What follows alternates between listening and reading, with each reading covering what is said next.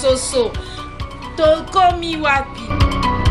Est-ce que moi si na économie na ye akoki pe kopesa mobali mbongo po aya kodoter? Alors monsieur Papi pourrait être en mesure de faire quel travail dans la vie?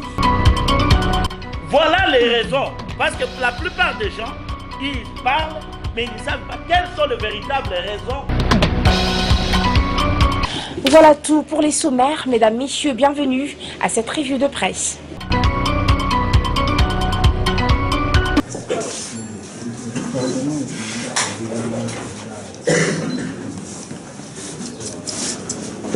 Déclaration politique de la dynamique de l'opposition clôturant sa retraite.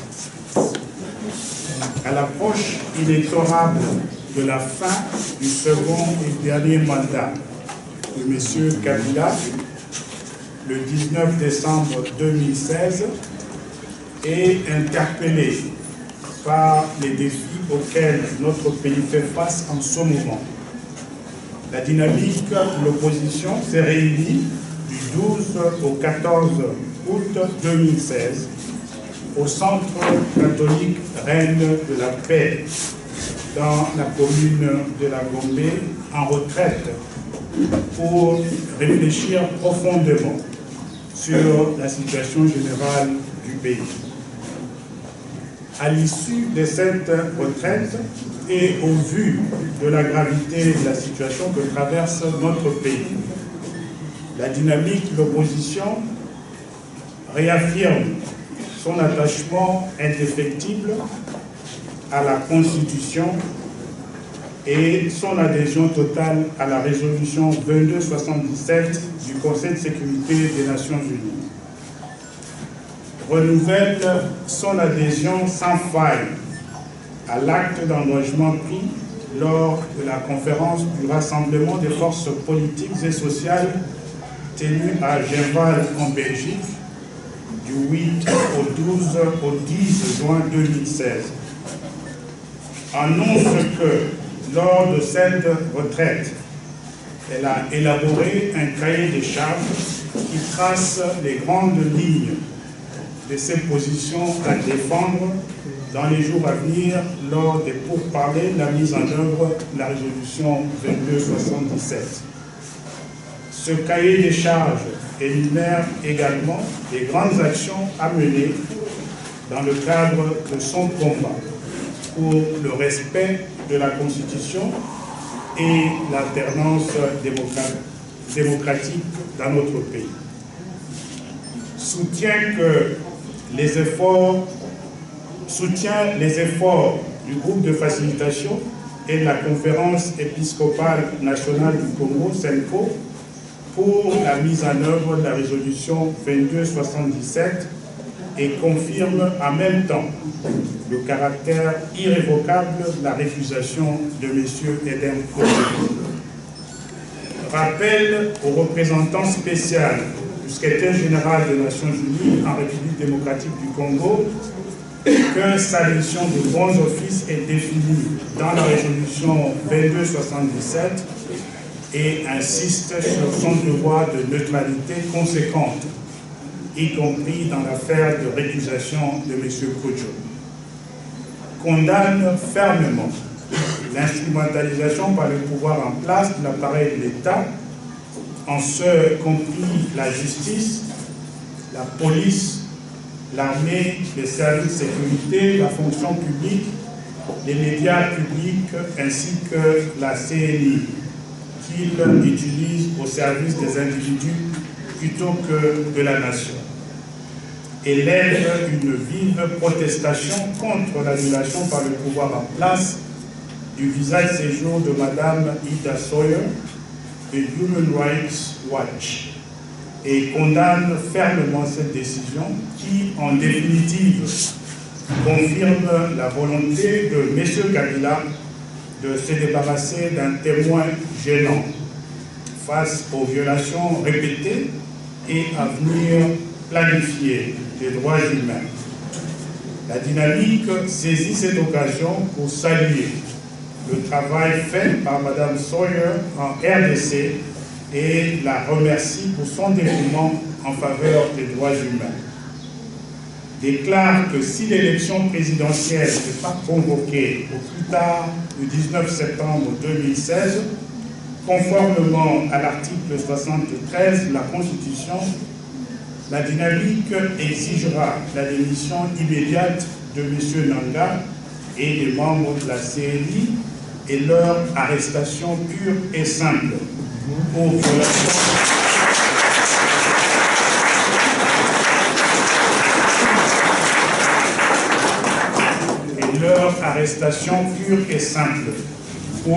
violation intentionnelle des articles 73 et 211 de la Constitution, ainsi que des articles 9 et 20 de la loi organique portant organisation et fonctionnement de la CNI. Déclenchera le mécanisme de mise en accusation de M. Kabila pour haute trahison.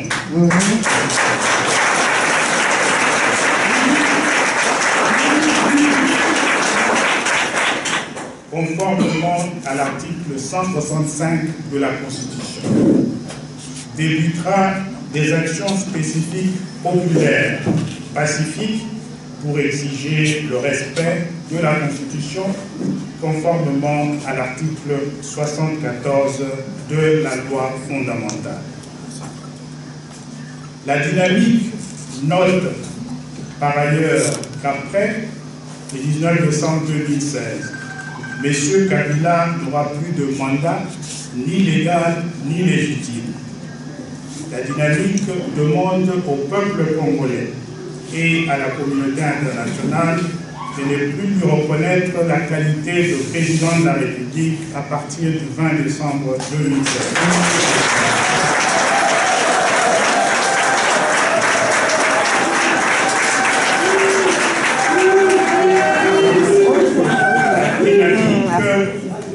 La dynamique demande à tous les mercenaires se trouvant sur le sol congolais actuellement de quitter sans délai notre pays et invite par conséquent notre peuple à dénoncer tout mouvement suspect.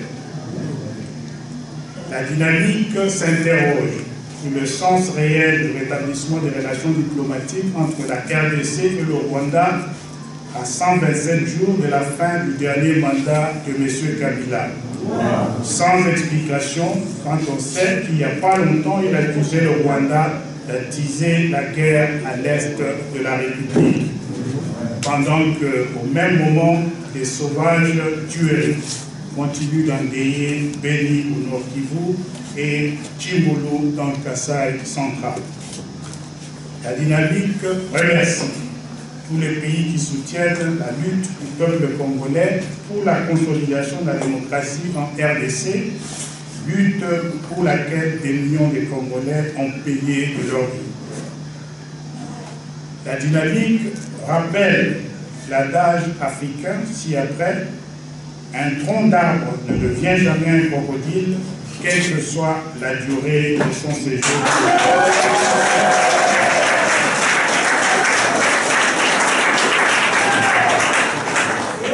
La dynamique prend ainsi acte de la sélection naturelle qui s'opère en ce moment au sein de l'opposition, car l'heure de vérité est arrivée. La dynamique demande ainsi au peuple congolais de rester vigilant et engagé. La dynamique rappelle enfin le devoir patriotique de tout citoyen pour qu'il se trouve de défendre le pays pour l'avenir de tous et invite le peuple congolais à ne point perdre espoir, quels que soient les efforts et les sacrifices qu'exige le combat pour le respect de la Constitution. Les jours à venir seront difficiles, certes, mais les devoirs constitutionnels nous obligent à nous déployer pour libérer notre pays. C'est le moment de redresser nos fronts longtemps courbés. Que Dieu bénisse la République démocratique du Congo et son vaillant peuple. Je vous remercie.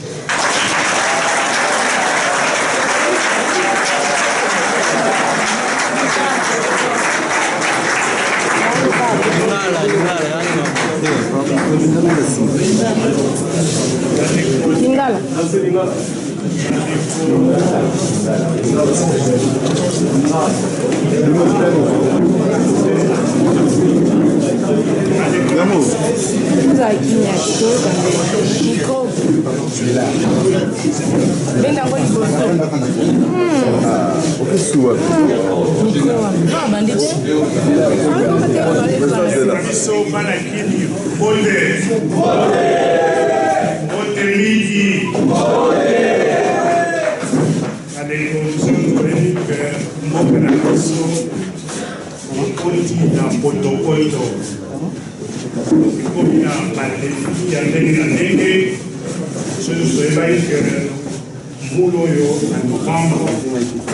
il fallait nous aller à l'élection présidentielle. L'élection pour les Kaki, nous avons en 2011. Le mandat est à 5 ans. 5 ans, on a ici 125 élections. Kasi, ils sont sur le boli des autres, confusion, tout ça, la carte n'encore. Ils sont dans l'économie, la dynamique. Donc, il y a une situation en confusion. Et quand il y a un monde, le pays qui est là, quand il y a un caïsinabiso, au total, il faut aussi la contribution efficace pour la crise de l'Iboso. Tosani, réflexion, on a le droit le poteau pendant 2 jours, pendant le 12, which was in réflexion, on a le Centre catholique, reine de la paix. Centre catholique, reine de la paix. Ce groupe politique, les groupes aux méthodes pacifiques aussi. Donc, on dit la réflexion, voilà. Bimbi na ma résolution na le photo na français résolution na bandi au régiment le roi koyi biso na dynamique tolingi constitution na mboka na biso ezala respecté ndenge population ya Congo baza kosenga ya mibale oyokaki ke bato baza koloba leo mosusu badiscussion ekosalama okolo totala ndeni mboka ekobima na crise oyo communauté internationale baza kosala na biso okoka boyokaki bazwaki mbula eleki mbula oyo 2016 résolution 2277 oyo elobi ke soki badiscussion ya ndenge wana ekosalama il faut tobima na résultat oyo ezali korespecte constitution ya mboka na biso elingi olobake na oyo etali président Kabila akomi na 2e na dernier mandat ya ye ekosila le 19 décembre. Donc dynamique ya opposition to réaffirmer attachement na biso na exécution intégrale de la résolution 2277 le roi Boyokaïka. Il y a eu parlé de lobby avant le 19 septembre à Boulogne. Il faut M. Nanga, dans CENI, a convoqué l'élection présidentielle. Ndenge Mobeko, Mokonzeo, Babengi, Constitution, en Boka-Biso et CENI. Il y a un peu de lobby que ceux qui le 19 septembre électif, élection a convoqué un vote pour la biso et pour la Kosenga démission. Il y a Série, M. Nanga Nabatono Swasa Naekuna, Tokosuka Wanade, Denge, Mitindo, Bibeko, Yamboka et Série. Ceux qui passent et l'homme le roi la violation de l'article 73 à la 73 de la Constitution. Ceux qui la Constitution est violée, ce mot de il faut bakanga, batouana, oyo, bazali, otosa, libeko ya l'État. Donc, Tokosenga, M. Nanga, dans ces deuxièmement, soki makambo esalami te violation ya constitution ezali na seni pamba te ezali mpe na niveau ya président de la république parce que lobwa bino oyebi d'après la constitution ye nde moto azali moto oyo aza kokamba makambo nyonso ya mboka na biso azali responsable ya bon fonctionnement ya bainstitution tolobi ke soki babiloko ya constitution ndenge esengeli soki esalami te tokosenga badéclenche procédure ya mise en accusation ya M. Kabila pour haute trahison. Tolobi mpe ke toyebi basango eza koya makambo ekozala makasi na kaka mboka na biso toza kosenga na population na biso base découragé te bagarde espoir mboko ezali mboka na biso biso nde tozali bato tokosala nyonso oyo ekoki mpo mboka ebima ya desordre yango wana tolobi il faut population ya mboka na biso bakontinue kozala engagé bakontinue kolanda makambo oyo ya élection makasi tolobaki biso tolobi en tant que dynamique d'opposition tozali favorable na okende na badiscussion oyo ya kobimisa mboka na biso na crise kasi tolobaki mpe na niveau ya dynamique na niveau ya rassemblement toza na bapréalable tozali tokokende na badiscussion ya ndenge wana te soki bandeko mosusu oyo ya biso baza na prison bino moko boyebi soki tolobi awa bato bakangaki mpona baopinion politique na bango biso nyonso toyebi bango bien yango wana tosengi na dynamique tosengi na niveau ya rassemblement des forces acquises au changement tosengi bandeko na biso wana oyo baza na boloko babimisa bango biso mpe na niveau ya dynamique et puis na niveau ya rassemblement oyoki tokomi na barapport ya mbilinga na facilitateur oyo akutaki na union africaine oyo bato mosusu na kati ya mboka na biso bakobenga ye perturbateur yango wana biso tobaki tozali na moyen ya kosala na moto ya ndenge wana te toza kosenga na bakonzi oyo ya union africaine batindela biso moto oyo tokomona ke azali neutre aza te lokola tobaki le 31 juillet na mitini na biso kabiliste. Donc, dès le coup d'ailleurs, niveau rassemblement, de rappeler position à Bissona, où il y a récusation, il y a M. Eden Kodjo.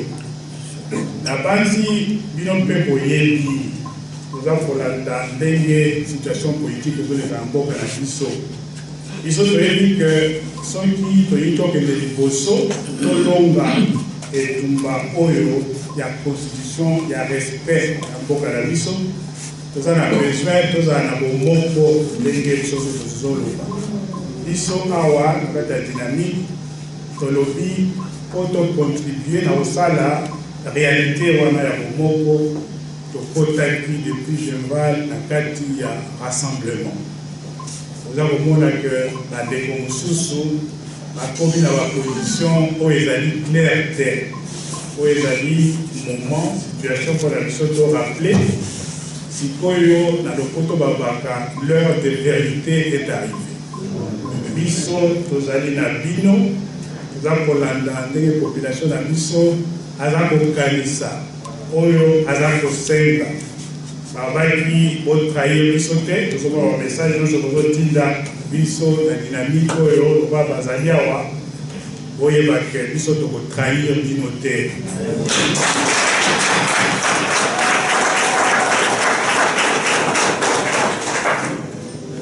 Banzi topesi bino merci mingi mpona ndenge boye tout biso bajournaliste wana banzi ezali oui makambo minene eza koleka bino aba boyoki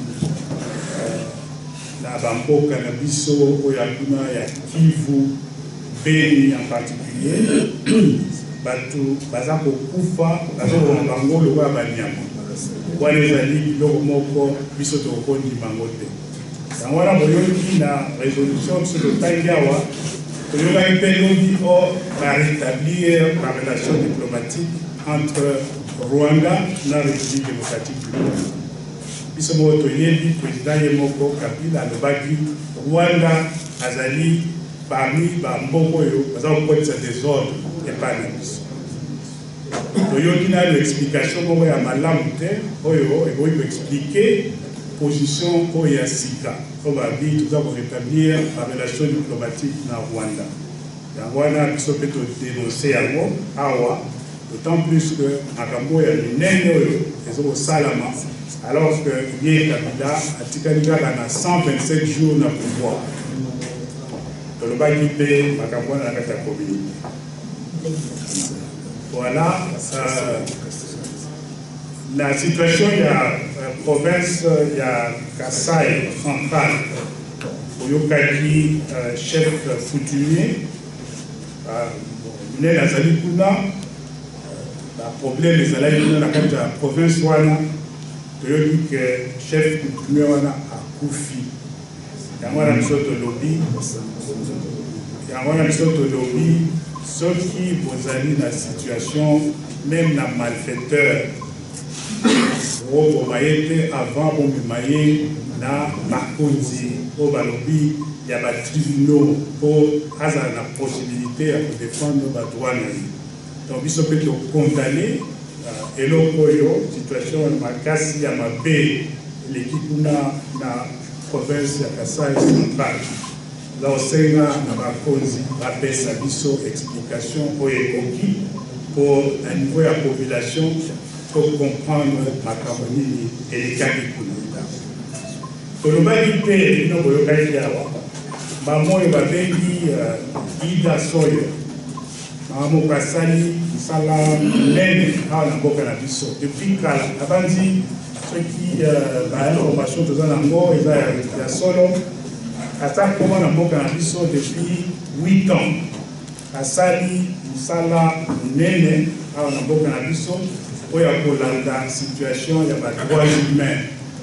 La violation ma casse kwa kutoyepi rusama na mboka na misolo sikoyo mama wana azai kolia na mbongo ya letate azai kolala na mbongo ya leta na bisote bazaki na ba moyen na ye kwa continuer kosala musala oyo ya kolanda situation ya droit humain na mboka na biso to kamwe la moki yo mukolo leki bayebisi biso ke mama wana alingaka renouveler visa na ye gouvernement alobi te fo alongwa mboka na biso to akende oyokaki mama wana mpe akandikisaka akei biso tokondane eloko oyo mpo na biso wana ezali signe que M. Kabila baviolation ya badroits humains oyo biso toza kosouffrir souffrir ba mikolo eleki ezali mpona biso signe que volonté na ye ezali à intensifier la violation des droits humains wana ali kosala ngo à l'abri de tout témoin gênant comme on dit en français yango wana tokondamné acte ya gouvernement avec la dernière énergie. Nous avons aussi dans la population de Bisso de continuer à la vigilance dans les colos des Akoya. Merci mille.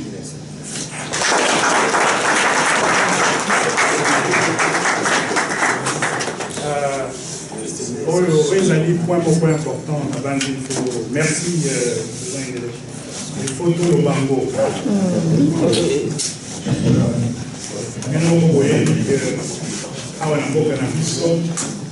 Malheureusement, le service mini, comme n'a pas problème, n'a pas moralité. La conférence épiscopale nationale, la base des institutions, les la place moralité éthique. Les alliés, la respect, l'aide avec la population de la Bisso. Vous voyez, depuis quelques jours, la SENCO, la consultation, la politicien, la société civile. Objectif, ils ont dit pour rapprocher ma position. Il y a un protagoniste pour total des d'être tout à niveau ya dynamique topesi basango na biso anganga nzambi na biso oyo asenko longonia na ndenge bazali na susi ya mboka na biso toyebisi bango oyo nyonso dynamique oyi kosala mpo baede bango na mosala oyo malamu baza kosala biso tokosala baza kosenga mpe na population na biso ya mboka Congo pour soutenir l'effort de la Senko. Merci.